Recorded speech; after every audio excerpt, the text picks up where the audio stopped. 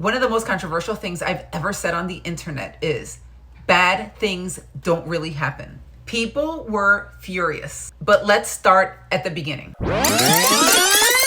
This all comes down to a book I read called Stillness Speaks by Eckhart Tolle. He talks about not labeling things as good or bad, but just keeping them as neutral.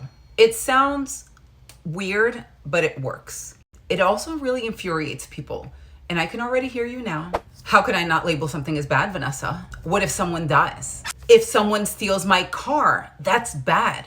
Everyone relax. When you label something as bad, it kicks off the sequence of thoughts. And that sequence of thoughts leads to more bad thoughts, more bad things. When you label something as neutral, it's just something that happened. Yes, if someone dies, it's not good. You'll miss them. You'll feel like perhaps their life was cut short or they had so much more life in them. But it also just is. It's something that happened. It's the mind that starts layering it with meaning and suffering and more mental noise. So labeling it as neutral doesn't stop the pain. It doesn't mean you don't love them. It doesn't mean you won't miss them. It just means that you're not adding more pain to it. When you label something as neutral, as something that just happened, it gives you space, because still being a living person in this world, you need that space to feel, to breathe, to process. And you can do all those things without spiraling. It gives you the power to sit with it without losing yourself in what your mind is trying to make this mean. And it also gives you clarity to help others get through it. So you can either take this, let's say death, to mean something so bad, so destructive, so painful, or you can sit with it and just have it just be something that happened. And again, it doesn't mean that you're not sad. It doesn't mean that you won't miss them. It doesn't mean that it's a shame that all these different things happen. It's just something that happened. How can we instill this concept into our daily lives to create a better future? So now that you're aware of how powerful your perspective can be, how do you override your old perspective? You do it the same way you built the old one, through repetition, through what you focus on, through what you say to yourself on a daily basis. It doesn't have to be this huge dramatic shift. You can start small. Now's a good time to tell you that I didn't exactly take Eckhart Tolle's complete advice of not labeling anything as good or bad, but I did kind of put my own spin on it. And so I label the good as good and I label the bad as neutral. And that's how I do it. It doesn't have to be this huge dramatic shift. You can start small. Start with one situation that happens today and relabel it as neutral.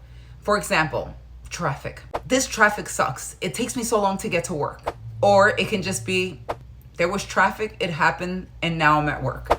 That alone cuts off that spiral before it can even begin. Then you can ask yourself some other questions to make it fun. Let's turn it into a game. What else could this mean? Maybe I was delayed for a reason that would benefit me. You just respond to it differently. You don't spiral and get annoyed that there was traffic, people cut you off, you had to swerve all over the place to avoid, bad drivers or whatever. And now it's just, oh, I hit traffic, but now I'm here.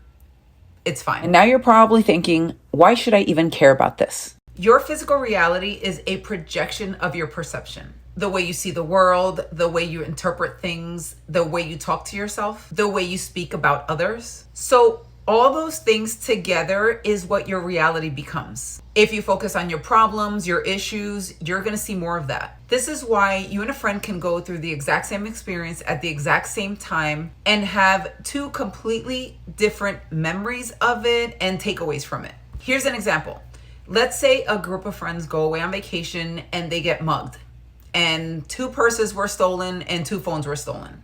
One person can see it as, that was my favorite purse. I spent so much money on that. I worked hard for it. Now I have to cancel all my credit cards. I have to call my bank. It ruins their mood. It makes it harder for them to enjoy the rest of the trip. But then there's the other person who is happy something worse didn't happen. Hey, it's okay that this happened because all they did was take a purse and a phone.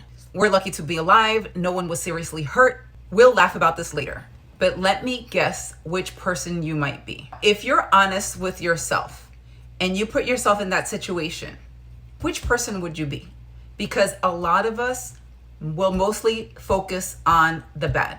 Your phone is gone, your purse is gone, your credit cards. You have to now get a new license. You have to go through the trouble of canceling your cards, calling the bank, all that stuff. Now, let's take that situation, okay? Because things like that happen on a daily basis, not to that scale, but things always go wrong.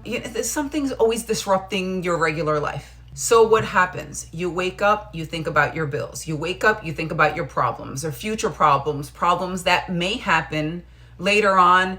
That snowballs into bigger issues. You think about the stress, you think about how you hate your job, how you hate your coworkers, your relationship isn't working, you're not happy. You go through the whole day obsessing about the things you don't like, the bad things that are happening. And then the result of that is seeing more of those bad things.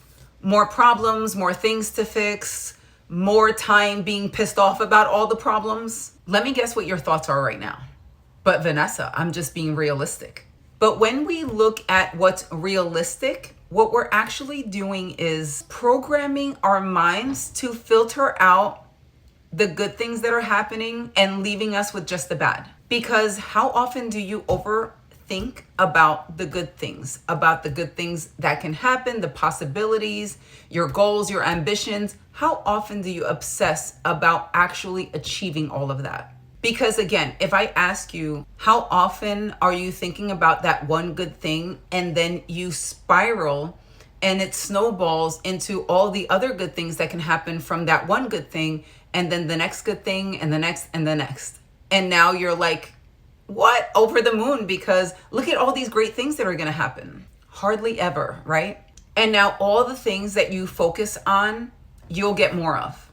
This is the only way to train your brain to not overthink and obsess over the bad things. Let's scale it back and start obsessing over the good things. Because whenever we let our brain just do whatever it wants, we are training our mind and our bodies to just do more of those things. When you think about all the things that are going wrong in your life, your brain will go and look for proof that those things are all going wrong. But if we flip it just a little bit, our whole day can change. So let's do that. When you start to think about some of the good things, you start noticing more good things. You start noticing more opportunities that you may have ignored before because, well, you don't have time. Everything's going wrong. And you have to do laundry, and you have to do this, and you have to do that. But if you train your mind to find some of the good things going on in your daily life, then you'll see more of those good things. You'll start to notice more of the good things, and those little pockets of opportunity, they'll start popping up more. And when you do this, you begin to steer your life with focus. You decide what you want to focus on. And that's how you're going to take your life either one way or the other. Okay? You are the driver here. So with your focus, you're going towards the thing that you want. Instead of focusing on all the bad things, then you'll be steering it towards the things that you don't want.